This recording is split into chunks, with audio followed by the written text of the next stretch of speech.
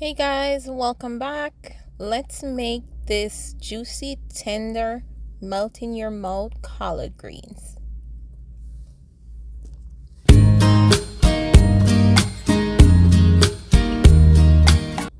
Alright, so first I start off by cutting off the excess stem from my collard greens and washing them. Then I go through the middle like this to take out the additional stems.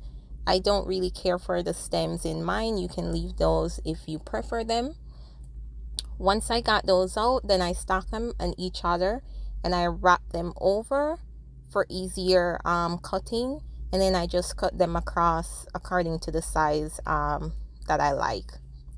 I'm going to do the rest of these for the interest of time, and then I'll be back. Alright, so my greens are all cut.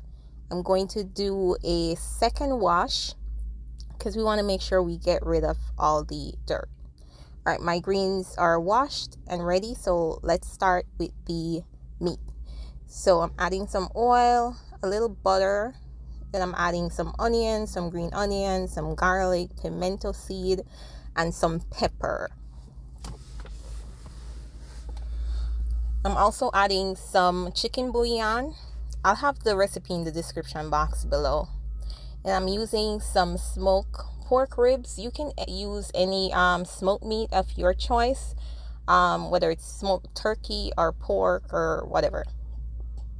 Then I'm adding about 6 cups of water, and then we're going to cook this for about an hour until it's tender. You may need to add water throughout the process, so keep an eye on it.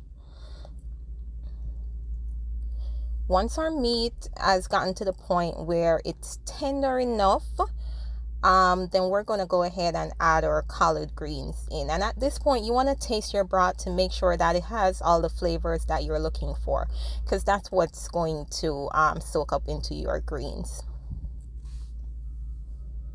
Then once we got our greens in, we're going to cover this and we are going to cook this for about 45 minutes until it's really tender. You may need to add additional water, so check on it throughout the process because you don't want your greens to burn. Right, so once your greens are cooked and tender, then you're just going to pull your meat apart with a fork.